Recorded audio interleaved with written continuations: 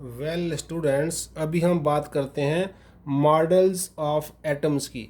सो बच्चे, after the discovery of electrons, protons and neutron, जो सब एटॉमिक पार्टिकल हमने पढ़े, the question was how these particles were arranged with in the atom. In particle की atom में क्या arrangement होगी। तो उसके लिए डिफरेंट साइंटिस्ट ने डिफरेंट मॉडल जो है वो समय समय पर हमारे सामने लाए, उनको हम डिस्कस करते हैं। तो first one is Thomson's model of atom.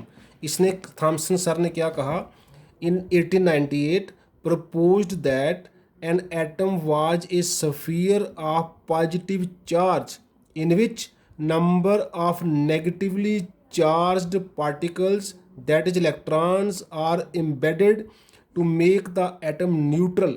Means एक पॉजिटिव चार्ज है और उसके बीच में इलेक्ट्रॉन उसमें, जैसे वाटरमेलन में उसके सीड्स होते हैं, ऐसे वाटरमेलन का आप रेडिश पोर्शन जो है वो पॉजिटिव चार्ज लगा लो और सीड्स नेगेटिव चार्ज लगा लो। इस तरह की अरेंजमेंट है। The stability of atom was explained as a result of the balance between the repulsive forces between the electrons and their attractions with the centre of the positive spheres. जो electron की repulsive forces हैं negative negative की, उन वो balance हो जाती हैं with the positive sphere. This can be compared with watermelon in which seeds are embedded. Seeds को हम नेगेटिव चार्ज मानेंगे और रेडिश पोर्शन को वाइट उसको हम पॉजिटिव चार्ज मानेंगे।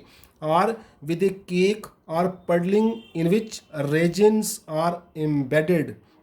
तो ये मॉडल पेश किया थॉमसन सर ने। बच्चे, one important feature of Thomson model क्या था, the mass of the atom is assume to be uniformly distributed over the atom. जो entire mass of the atom है वो यूनिफॉर्मली उसमें डिस्ट्रीब्यूशन है पूरी एटम में। दिस मॉडल, जिसका बच्चे एक ड्रॉबैक क्या है, this model could not explain the scattering experiment carried out by Rutherford in 1911। जो हम नेक्स्ट मॉडल लेने जा रहे हैं, रदरफोर्ड्स मॉडल ऑफ एटम। तो ये जो वाला मॉडल है हमारा थॉमसन, वो ऐसे है जैसे वाटरमेलन है, ये उसका मान लो रेडिश पोर्शन है, ये जो पॉजिटिव स्फीयर है और बीच में जो सीड्स हैं दे आर बेसिकली इलेक्ट्रॉन्स। तो अब हम लेते हैं रदरफोर्ड्स मॉडल ऑफ एटम। तो बच्चे, रदरफोर्ड ने क्या किया, Rutherford bombarded a thin foil of metals like gold with a beam of alpha particles.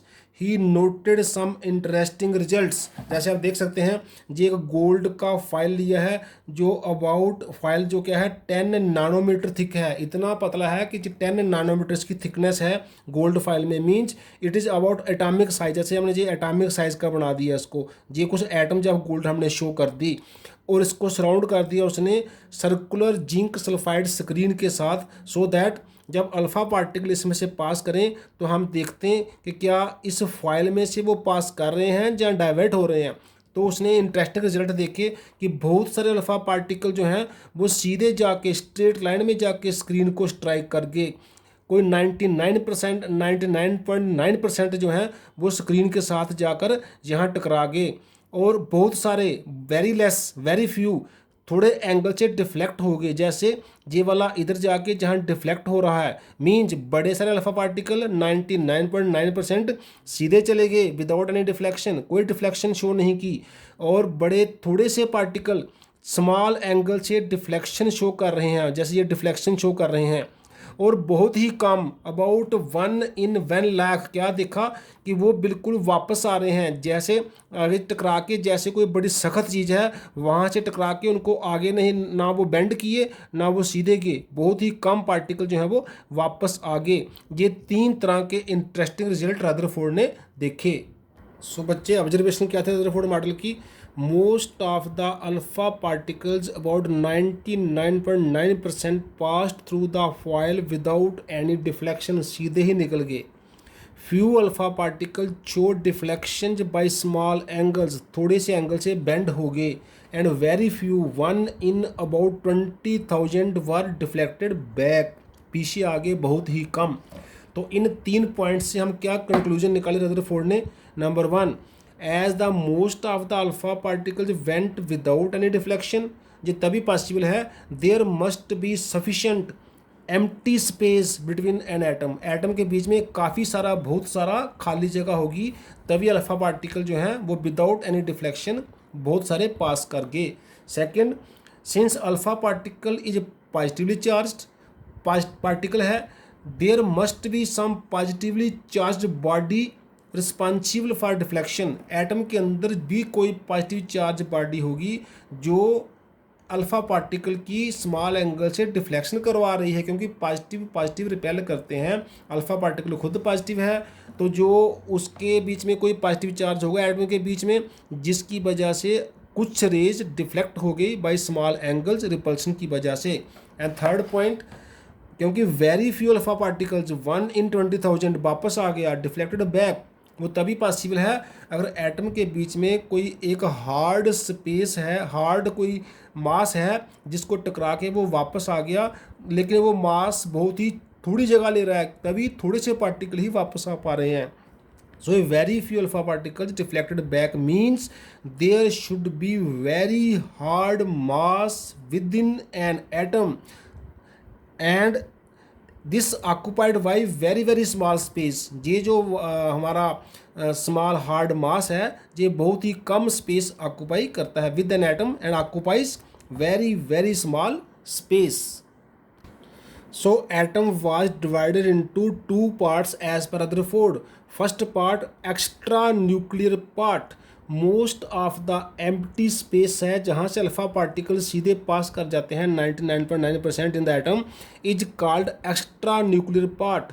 It contains electron, ये सोचा गया इसमें इलेक्ट्रॉन्स हैं क्योंकि इलेक्ट्रॉन का निग्लिजिबल मास होता है एंड हैज़ निग्लिजिबल मास, इसमें मैक्सिमम स्पेस एम्प्टी है इसलिए इसका मास नहीं के बराबर है। It is responsible for volume of the atom, volume of the atom इसकी वजह से है लेकिन मास इसकी वजह से नहीं है क्योंकि इसमें इलेक्ट्रॉन सपोज किया गया और इलेक्ट्रॉन का मास क्या होता है, नेग्लिजिबल होता है। दूसरा पार्ट बोला गया एटम का न्यूक्लियस, जो हमने देखा जो हार्ड मास है जहाँ से टकरा के अल्फा पार्टिकल वापस आ जाते हैं 1 in 20,000 के बीच, अब out of 20,000 about 1 alpha particle जो है वो वापस आ जाता है, दैट जो है मास को नाम दिया गया nucleus. So very small sized hard mass is called nucleus.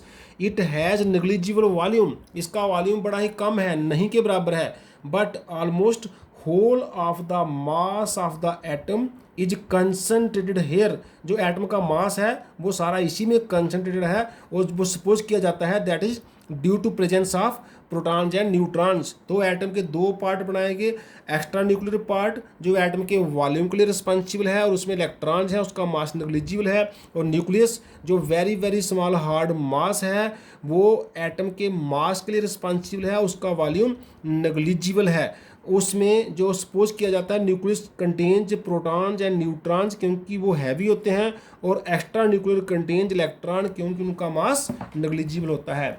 अब कुछ हम देखते हैं ड्रॉबैक्स क्या है रदरफोर्ड मॉडल के। It could not explain stability of the atom, atom stable क्यों है इससे पता नहीं चलता। अरेंजमेंट ऑफ इलेक्ट्रॉन कैसी है, इलेक्ट्रॉन की अरेंजमेंट कैसी है, वो किस तरह से एक्स्ट्रा न्यूक्लियर पार्ट में रहते हैं, उसकी इसमें रदरफोर्ड मॉडल में पता नहीं चलता। ऐसे कुछ लाइन स्पेक्ट्रा ऑफ एटम है, जैसे हम आगे पढ़ेंगे हाइड्रोजन स्पेक्ट्रा है, कुछ और स्पेक्ट्रा होते हैं, वो भी जी एक्सप्लेन नहीं कर पाता है, तो इसके लिए हमें आगे पढ़ना है। नेक्स्ट हम पढ़ेंगे बोहर्स मॉडल ऑफ एटम। आज हमने क्या देखा, एक हमने देखा J Thomson model of atom और दूसरा देखा हमने रदरफोर्ड मॉडल ऑफ एटम। जे एक किस्म की रिवीजन है क्योंकि जे आपने लोअर क्लासेस में भी पहले स्टडी किया हुआ है। तो आज हम यहीं क्लोज करते हैं। थैंक्स।